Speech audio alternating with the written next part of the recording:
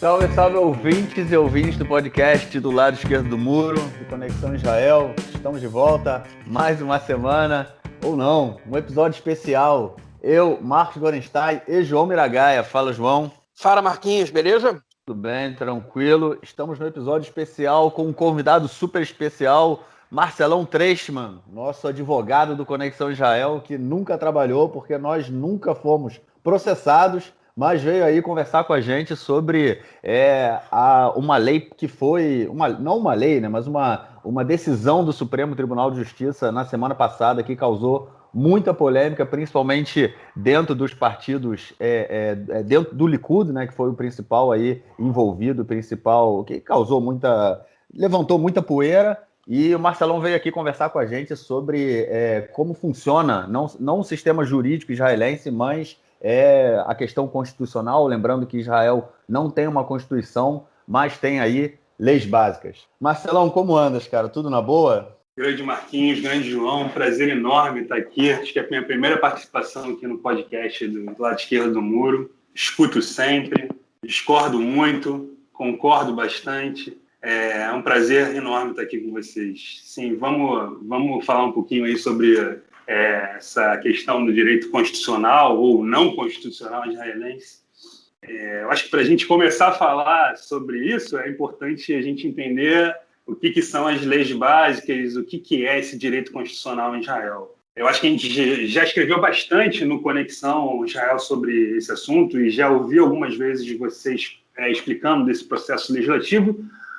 Só explicar rapidinho. Leis básicas e a Constituição de Israel é uma discussão que existe há bastante tempo. A decisão da ONU, que dividiu o Estado judeu e o Estado árabe, determinava a criação de uma Constituição nos novos estados. A gente conhece a história.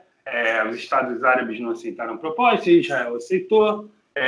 Logo depois existiu a Primeira Grande Guerra, de países árabes que invadiram Israel. Israel venceu essa guerra e, nesse período, começou a se discutir a necessidade de escrever uma Constituição, assim como determinava a decisão da ONU. Existiam movimentos contrários dentro de Israel à criação de uma Constituição, inclusive Ben-Gurion era contrário, os partidos ortodoxos, os árabes, e não existia, existia a necessidade do Congresso se unir, criar uma Assembleia Constituinte para promulgar uma Constituição. Até que, por diversas discussões e falta de um acordo entre os parlamentares, um parlamentar chamado Harari veio com uma proposta de que, olha só, não dá para a gente sentar agora, tem muita coisa para fazer, a gente tem que começar a criar o Estado, vamos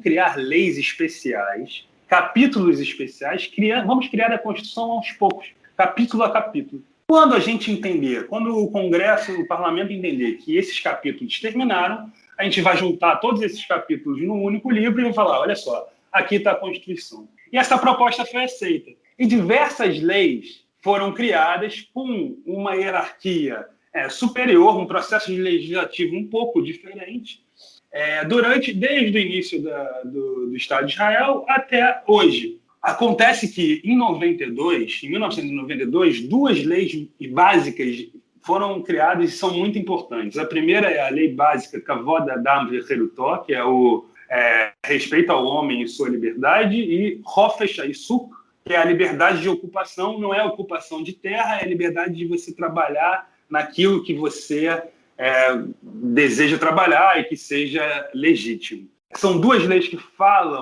tocam no ponto dos direitos humanos, falam sobre o processo legislativo, o que uma lei, quais são os ingredientes que uma lei tem que ter para que seja considerada uma lei democrática, por exemplo.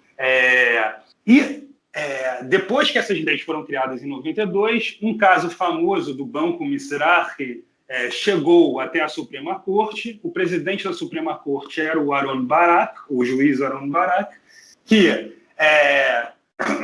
enfrentando o caso e tendo por base essas duas novas leis promulgadas, leis básicas, ele fala assim, olha só, eu declaro que uma revolução constitucional, Aquela proposta do Harari, lá em 1953, da gente escrevendo a Constituição aos poucos, acabou. Essas duas últimas leis que foram criadas dão as ferramentas necessárias para a gente juntar todos esses capítulos num único livro e está declarado a Constituição de Israel. É uma declaração informal. Diferentemente de um processo regular, a Constituição, entre aspas, de Israel foi promulgada e declarada pelo Poder Judiciário. Um juiz, enfrentando um caso, lidando com um caso, falou que a proposta de Harari já tinha sido terminada com a criação dessas duas últimas leis. E não foi uma declaração do Poder Legislativo, né? Então, a gente fala que existe uma Constituição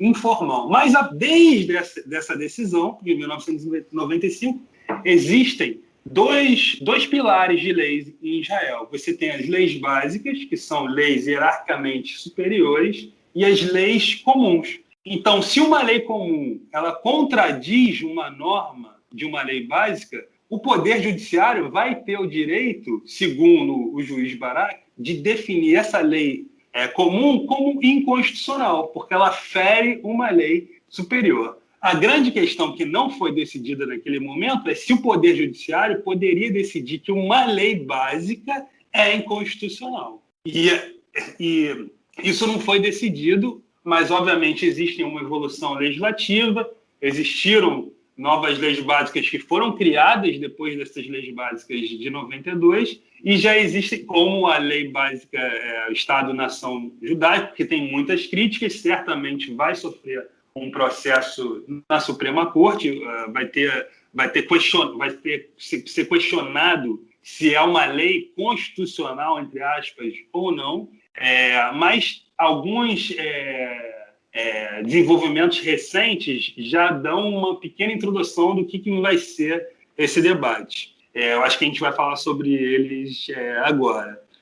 Eu acho que ficou claro? Sim, tá claro. Acho que dá para a gente entender mais ou menos como funciona aí toda essa regulamentação do sistema judiciário e constitucional aqui em Israel.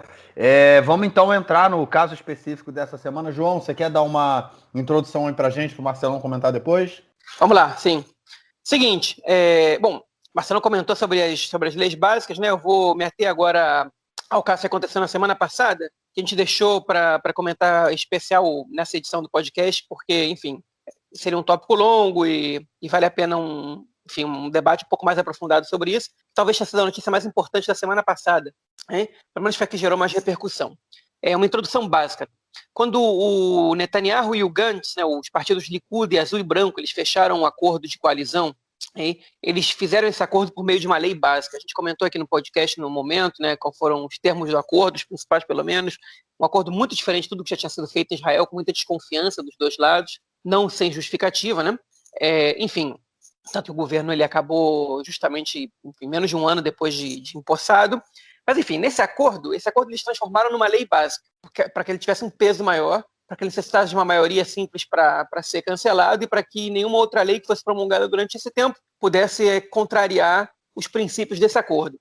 Esse acordo de coalizão, por exemplo, ele estabelecia o cargo de primeiro-ministro substituto, que é o exercido pelo Benny Gantz agora, que deveria ser exercido pelo Netanyahu quando Gantz assumisse o poder, estabelecia a rotação entre os dois, um ano e meio cada um, né? Estabelecia outros aspectos, e essa lei também estabelecia que se o Likud fosse quem rompesse a coalizão, o Benny Gantz assumiria de forma interina do período que o governo caísse até o período que tivesse eleições. Se o Azul e Branco fosse quem rompesse a coalizão, o Netanyahu permaneceria primeiro-ministro, ou seria primeiro-ministro se estivesse no mandato do Gantz, de forma interina, desde o momento que o governo se rompe até as eleições.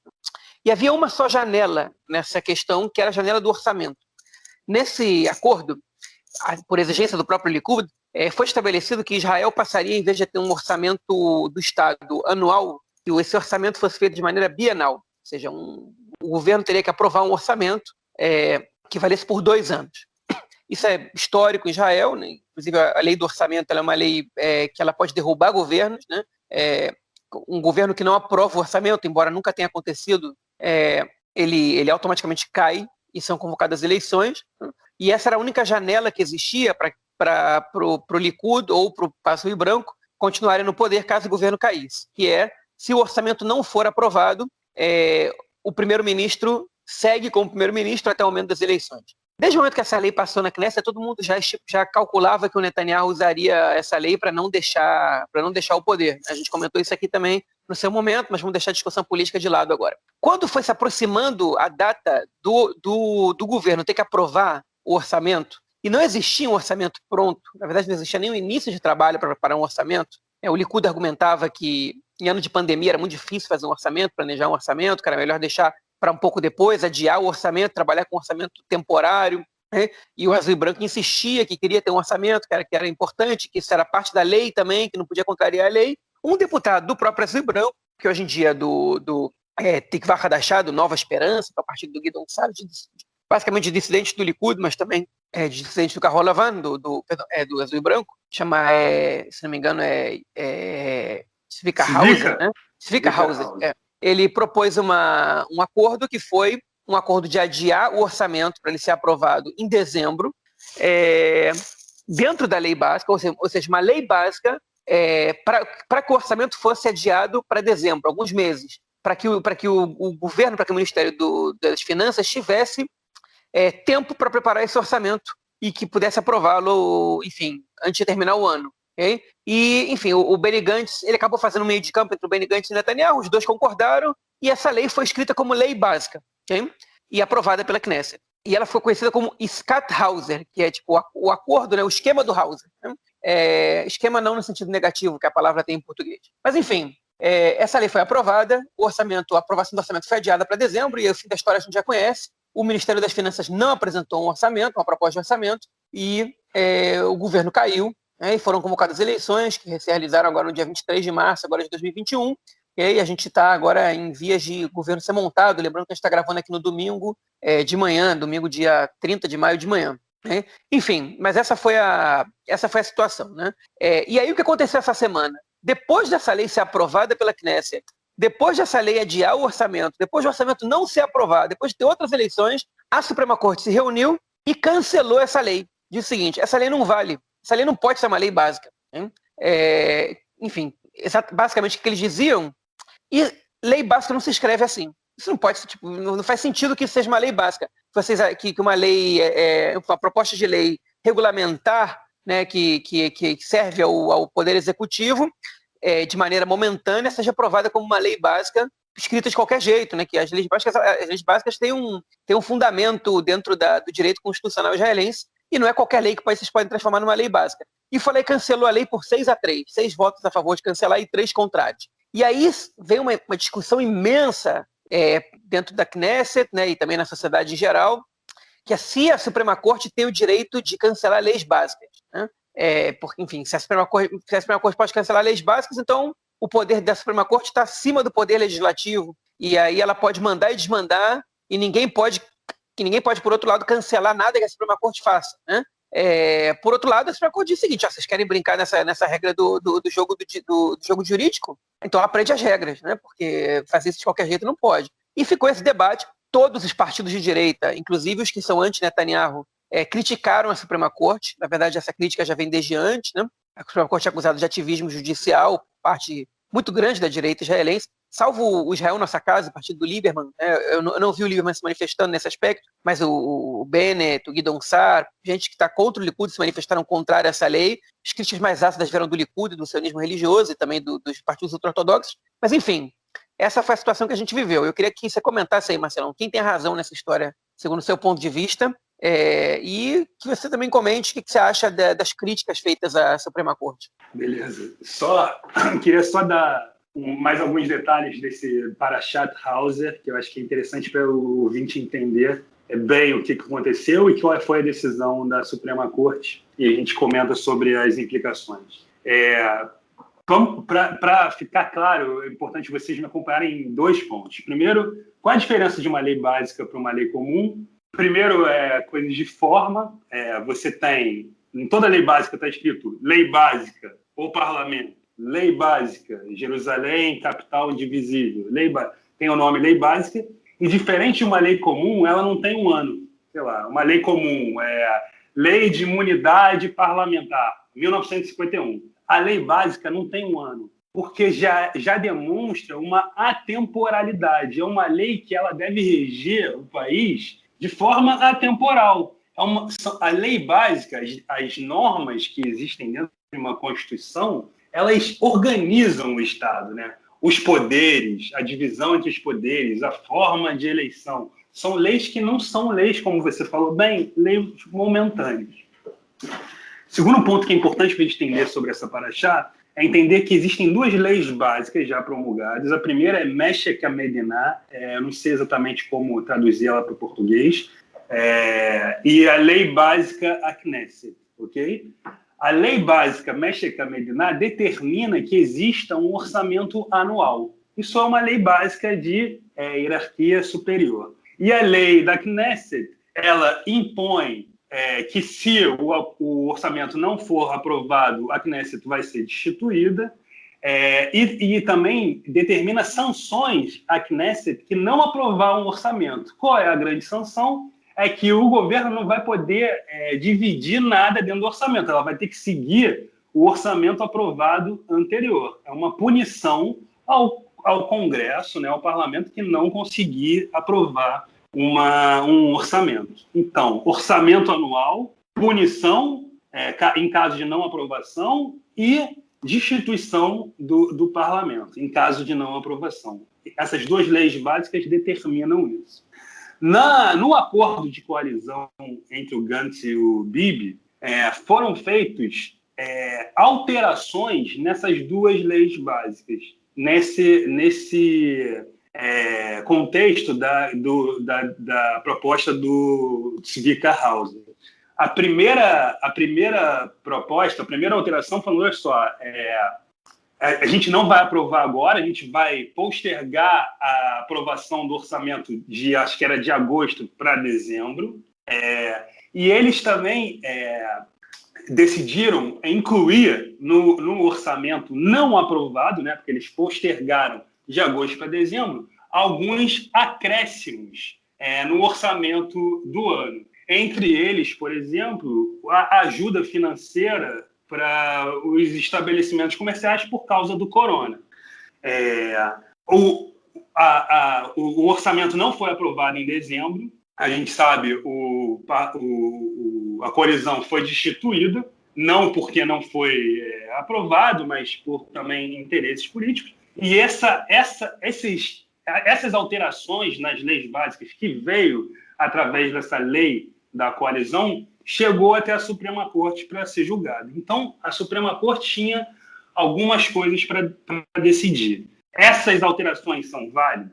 Por que eu vou julgar isso agora se o governo já não existe mais? Então, em relação à pergunta sobre a postergação, se é válido ou não postergar a aprovação do orçamento, a Suprema Corte não se pronunciou, porque o governo já tinha sido destituído e seria irrelevante essa discussão. Mas com relação à divisão orçamentária, através de uma alteração numa lei básica, aí ela entrou. O que o Suprema Corte falou? Basicamente, obviamente ela falou muito mais coisas, mas eu acho que esse é o cerne da questão. Ela fala assim, olha só, você, coalizão Gantz e Bibi, você não aprovou um orçamento. Você não pode alterar uma lei básica que determina a aprovação desse orçamento e inclui nela uma sanção. A sanção você vai ter que ser regido pelo orçamento anterior. Você não aprovou o orçamento. Então, ok, você dividiu, colocou uma bolsa corona, realmente um caso de necessidade. Poderia estar dentro de uma lei básica, porque é uma coisa momentânea você inserir mais dinheiro na economia para ajudar as pessoas que estão sofrendo com a pandemia. Agora, existia uma outra divisão, que é a divisão de dinheiro para a coalizão, né? Fora da aprovação do orçamento. Ou seja, você tem um orçamento não aprovado e esse governo, com a Parashat Hauser, né, com a decisão do Hauser, decidiu dividir um dinheiro para os partidos da coalizão, que acontece isso quando você tem um orçamento aprovado, mas nesse caso você não tem. Então a Suprema Corte falou assim, olha só, isso aqui a gente pode julgar. Isso aqui não é uma coisa atemporal, é uma decisão com interesse político. E uma decisão com interesse político é uma coisa momentânea. E por ser uma coisa momentânea, você não tem como colocar essa alteração como uma lei básica. Porque a lei básica, como a gente falou algumas vezes agora, deve ser atemporal. Você não pode utilizar uma lei básica para fins políticos e de interesses momentâneos de agora.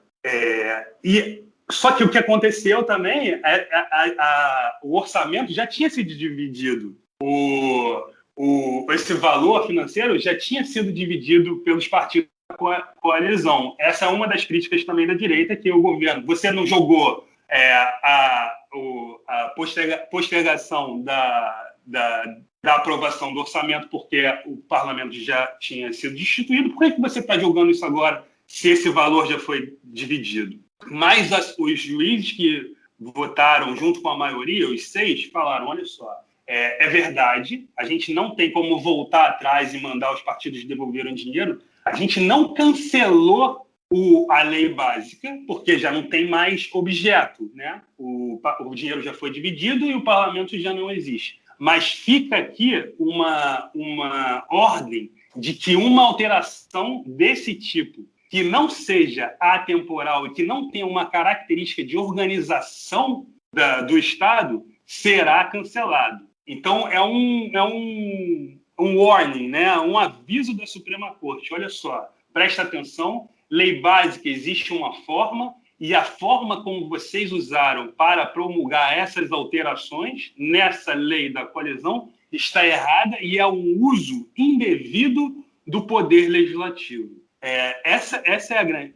Não é uma grande novidade, João. Você falou um pouco da lei do orçamento bianual, que era costumeiramente aprovado nos parlamentos de Israel. Em 2017, já existiu uma decisão da Suprema Corte, onde o presidente era o Rubinstein, eu me esqueci o primeiro nome dele, ele falou assim, olha só, está aprovado esse orçamento bianual, ainda que, contrariamente à lei básica que determina o orçamento anual, mas é a última vez. Não será, o judiciário não aprovará novamente o orçamento bianual.